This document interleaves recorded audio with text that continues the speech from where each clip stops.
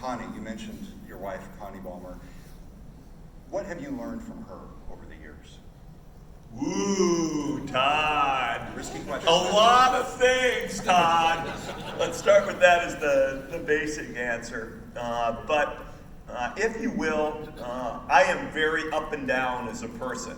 I'm charged up. Oh, I'm depressed. So I go up and down a little bit. My wife Connie is much more moderate, much more even. And it turns out that's not really a bad way to be. It certainly didn't characterize my tenure at Microsoft, but I have found it a better way to be. Now that doesn't mean when we lose a game, it's not hurrah, and when we win a game, it's the contrary. But finding a little bit more level spot versus the intensity and the highs and lows of running a company has been really interesting. So it was Connie, in fact, who set you on the path to start what became USA Facts. She challenged you and said, Steve, we got to step up, we got to do more in philanthropy. And you said, well, wait a second, that's the government's role, right? Shouldn't the government be doing that? And you realized in the course of researching that you just didn't have the data that you needed. And so you started USA Facts. And the idea was to present to the American citizenry as effectively the shareholders in the country the data that they need to have a common understanding of the issues as a starting point to have a civil debate in this country based on the facts. How's that going? Well, we went through what I would call a stealth phase to figure out whether there was really a there. We launched our product about 2.5 years ago. Our first product was an annual report, if you will, and a 10K for government in the United States, www.usafacts.org. No revenue involved in the model because we really wanted the thing to be pure, if you will, in that sense. And what we've been doing ever since is continuing to enhance the product. We have a database of government numbers. We're adding to it. We need to make that database more searchable. We want to put an API on that database. We are now building up, if you will, our app portfolio to have different presentation of those numbers. But we've been working away. Our traffic has been building. We talked about the number of quality interactions we have with our customers. We're over, if you will, 1 million unique interactions with different customers over the course of a year, closing in on 1.5 million, which, at least for now, as we get our sort of target audience better defined as the kind of person, for example, who might read the Wall Street Journal and the New York Times. It's a good start, but I'd say we're now in version 1.5. And I'm okay if we don't get things totally right to version 3, as some of you may know. But Steve, if the ultimate goal is to make it, Let's go. That's a Microsoft joke. As a reminder, Todd, as I tell people, it's terrible to get things right by version 3, but if they make $10 billion a year after that, it's really okay.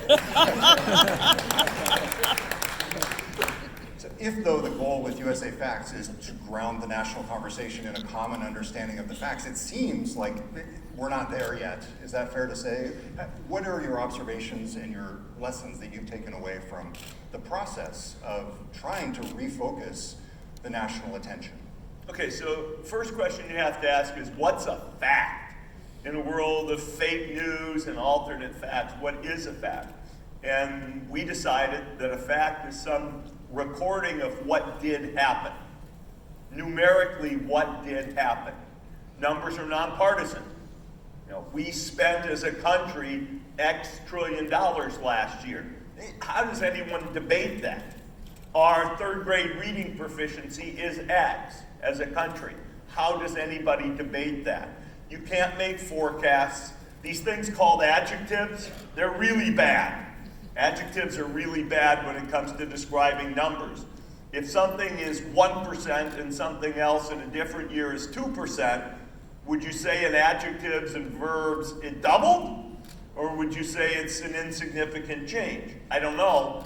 But if you just say, Year one it was 1%, year two it was 2%. That is a great way to characterize the past. And just like a company in its 10K, you report the past, you don't speculate about your future.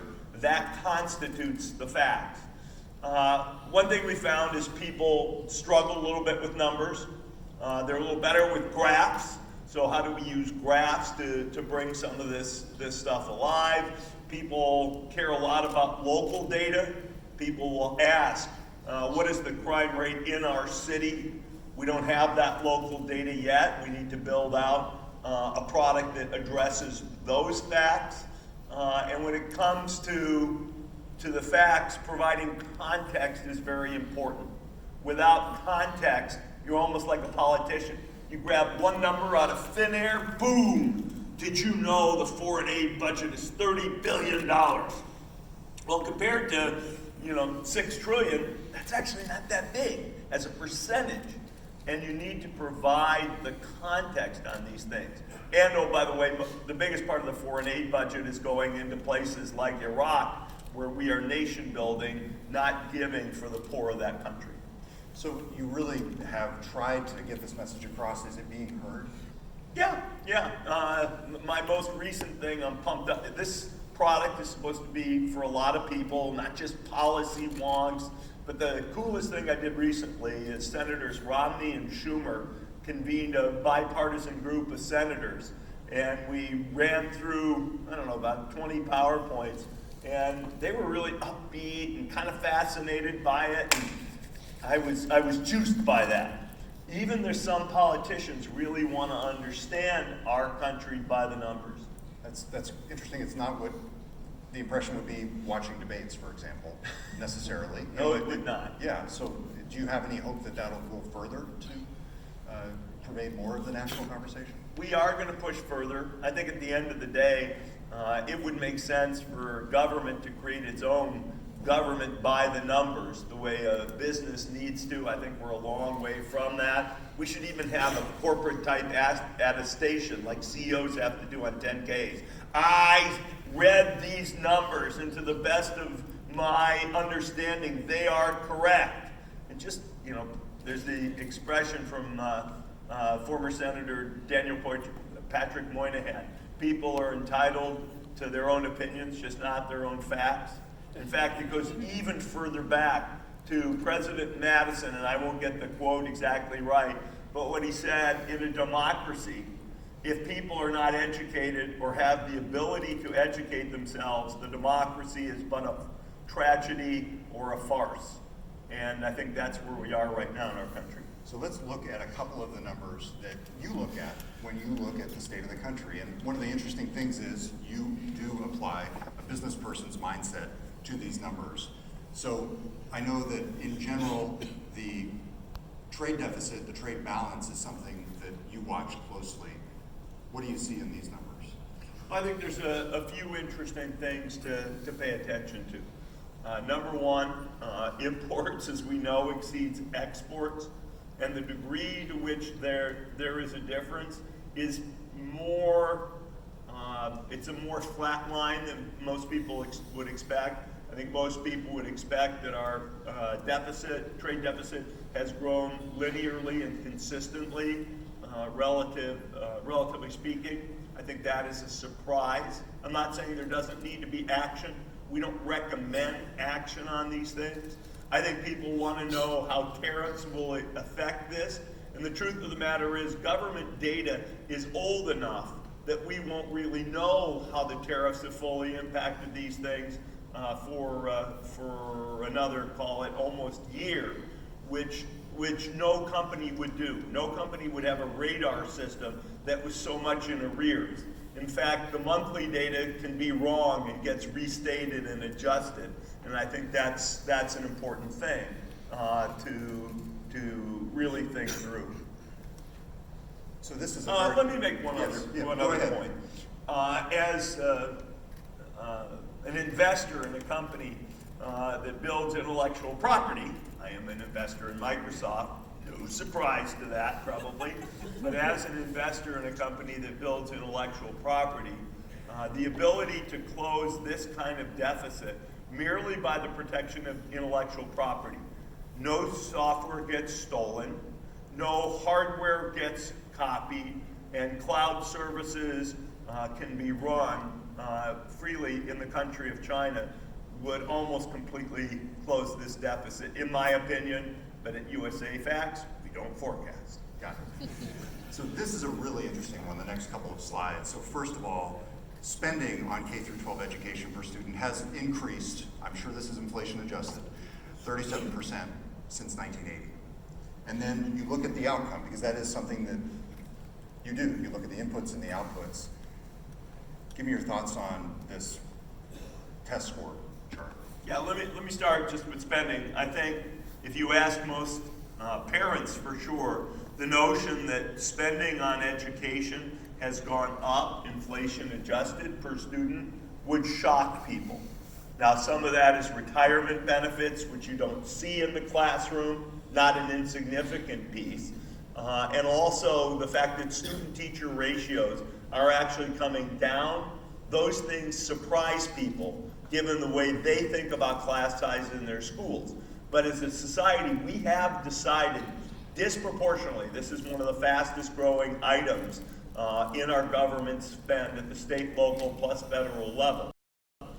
So I think people would be surprised. Then you go to the outcome data, and the notion that only 1 in 3 8th graders are proficient in math, that to me is pretty shocking, pretty darn shocking.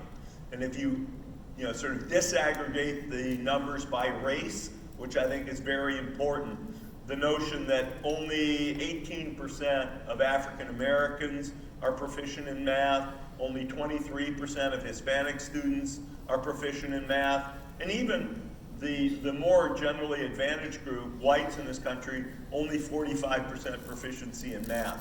That doesn't speak well, in my opinion, for the future of the country. But these are the numbers. You can decide it's great that they're increasing, or you can decide, hey, look, this is a problem. You can decide that the extra expenditure that we spend into education is working, or it's not. Those are your opinions to draw. And this is an interesting one to call out, because I know that this data, these numbers, have informed your own actions in the Ballmer Group Philanthropy to use this to help kids realize the American dream. Yeah, one of the things you have to scratch your head and ask is, will increases in education spending actually drive improved outcomes? Is that something philanthropically we should advocate for? Will investment in after-school programs and summer programs really make a difference? How do you think about those things? We've looked at all this and said, this may not be the most sensible place to spend the next dollar. We would probably spend the next dollar in preschool and child care supports. It turns out if a student doesn't come to kindergarten, and there's a measure government provides called kindergarten readiness, that's almost a perfect predictor of what happens later on, and is super important.